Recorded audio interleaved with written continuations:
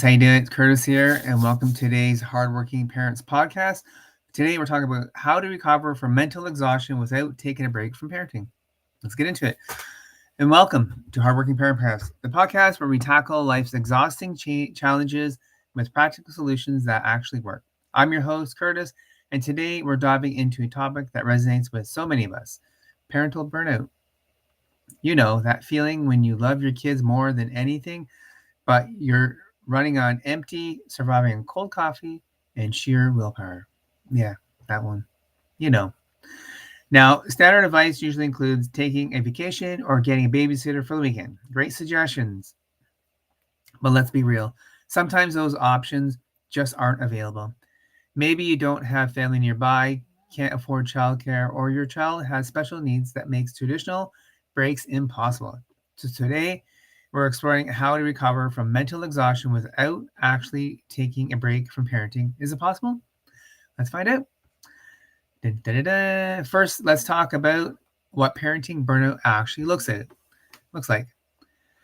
I recently spoke to Melissa, a single mom of 3 kids under 8, who described her experience so vividly that I had to share it with you.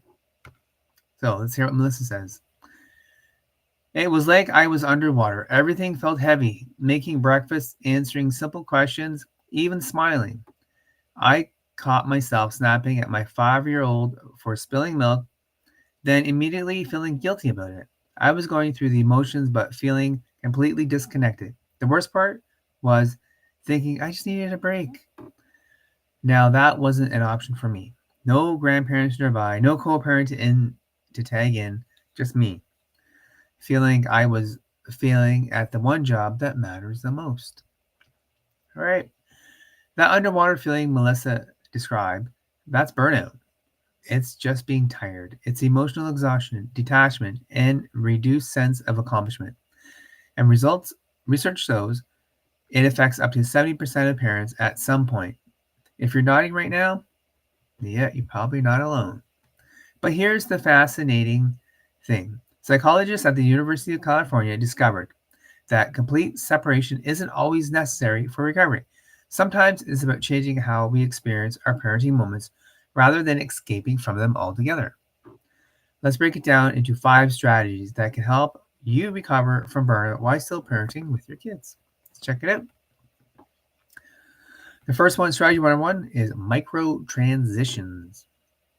If you guys like the podcast, please don't forget to like and subscribe on YouTube. Please ring the bell. You can check it when I go live every week on Sundays. A little bit later today, it's almost just after 9:30. I had another one to do with my friend Telman about getting shit done. It was really good. Go check that out. It's on Facebook and YouTube, and also on my own channels too, if you like. All right, let's get back into it. One of the biggest burnout accelerators is mental whiplash of consistently switching contexts. 1 minute you're working a meeting, the next you're making dinner while meditating a sibling argument about who gets the blue cup. Enter micro transitions, tiny rituals that help your brain shift gears. Let me give you a real example from Carlos, a work from home dad I interviewed last month. Here's a clip. Here we have to say. I was constantly stressed until I started what I call my 30-second reset. When I finished work, I closed my laptop, stood up, and took 3 deep breaths while stretching my arms up. Then I literally said out loud, "Work's done, dad time begins." Yeah. It sounds silly, but that 30 seconds helped me mentally clock out from one role and clock into another. Sounds pretty good. I love it. Research cuts Research backs this up as well. Studies show that intentional transitions, even brief ones, reduce the cognitive load of context switching. Try to create your own micro transition ritual. Maybe it's splashing water on your face between activities, changing an item of clothing, or even stepping outside for 3 deep breaths. The key is consistency. Your brain begins to recognize these small actions as signals to shift mental gears, making each transition less jarring over time. Leave a comment of what you would do in your micro transitions. I usually find getting up, walking around, changing your shirt so you have a work shirt on into like a lounging shirt or I don't know, a dad shirt maybe would hurt. All right, strategy number 2, parallel play 2.0. Remember, When your toddler would play next to another kid without actually playing with them, that's parallel play. And it turns out we adults can use this version for ourselves to recharge. Meet Asha, a mom of twins who found her sanity through what she calls separate togetherness. Let's find out what that is. This is what Asha says. I used to think quality time meant I had to be actively engaged every second, but I was burning out fast. Now I had set up parallel time where we were in the same room doing different things. I might read or knit while they build with Lego. We're together, but I'm not on. The funny thing is, those quiet moments often lead to the best conversation because nobody feels pressured. Interesting.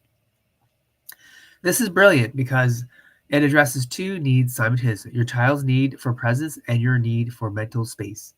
Research from family psychologists show that children benefit from seeing parents engage in their own interests. It models healthy boundaries and independent play. Try setting up a daily parallel time where everyone does their own activity in a shared space, starting with just 15 minutes and build up. The key is consistency, clear expectation, explaining to your kids that this is time where everyone does their own thing while being together. Well, we had a little similar thing ourselves with London. My wife and I are reading regularly, and we do find my daughter will go pick up a book and read with us. It's fantastic. Love it. All right, strategy number three, sensory recalibration. Parenting can be a sensory overload. Constant noise, touching, demands for attention. These steady streams of stimuli can deplete our mental batteries faster than we realize. Sensory recalibration means intentionally charging your own sensory input to give your brain a refresh. Here's how it worked for Pat, a parent of a child with special needs who rarely gets conventional breaks. Well, let's hear what Pat has to say. So, my son requires constant supervision and has sensory processing issues, which means our home is often loud and chaotic. I discovered that even 5 minutes of sensory contrast helps me reset. Sometimes I'll put on noise canceling headphones and listen to the ocean sounds while we're playing. Other times, I'll step into the bathroom and rub my hands under cold water while taking deep breaths. These tiny sensory escapes help me come back to being centered. It's pretty cool. This strategy is all about creating brief sensory contrast that gives our nervous system a chance to recalibrate. If your environment is loud, find moments of quiet. If you're constantly being touched, find a brief moment of physical space. Some practical ideas. Keep a small essential oil you enjoy in your pocket and take it out intentionally, momentarily to smell it. While wearing wireless earbuds, you can have calming sounds for short periods while still supervising. Take 30 seconds to feel different textures. Run your hands under cold water or press your feet firmly into the ground.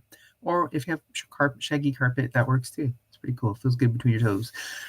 Some practical ideas. We covered that. Let's move on to the next one. These microsensory breaks can reduce stress hormones and help you feel more regulated without actually leaving the parent role. Excellent. So let's go to strategy number four, value alignment. Burnout often intensifies when we feel disconnected from our values, when parenting feels like an endless checklist rather than a meaningful journey. Jamie, a parent of 4, discovered this was the key to their burnout recovery. Let's see what Jamie has to say. I was exhausted to be the Pinterest perfect parent. Educational activities, beautiful meals, perfect bedtime routines. Then one day, my 7-year-old said, I just want to laugh with you, Mom. It hit me. That I was chasing everyone else's definition of good parenting. Now I ask myself, what matters most to our family? For us, it's the connection and joy. Sometimes dinner is cereal, but we eat it and share our best part of our day together. That sounds great. This perspective shift is powerful. Research shows that when our actions align with our core values, we experience greater resilience against stress. The key is identifying what truly matters to you. Now, not what social media or society say should matter. Try this exercise. Write down 3 qualities you genuinely want your children to remember about their childhood? Not the activities or achievements, but the feeling. What is what is it? Warm, playful, calm, creative? Then ask yourself, how can I create more moments that reflect these values in small ways? When parenting aligns with your authentic values, it becomes more energizing than depleting, even during challenging sessions. All right. And finally, strategy number 5, community integration. Isolation amplifies burnout significantly, yet traditional advice to join a mom group or dad group, find parent friends can sometimes add more to your already full plate. Community integration means weaving social connection into activities you're already doing. Listen how to Morgan, a parent who struggled with social anxiety, made this work. Let's hear what he has to say. I couldn't handle one more coffee date to try making parent friends. Instead, I started what we called parallel errands system. My neighbor and I text each other when we're going grocery shopping, and we would coordinate to go at the same time. The kids play together in the car while we shop, and we adults to go at the same time. The kids play together in the car when we shop, and the parents can have casual conversations of dedicated but no pressures of a social event.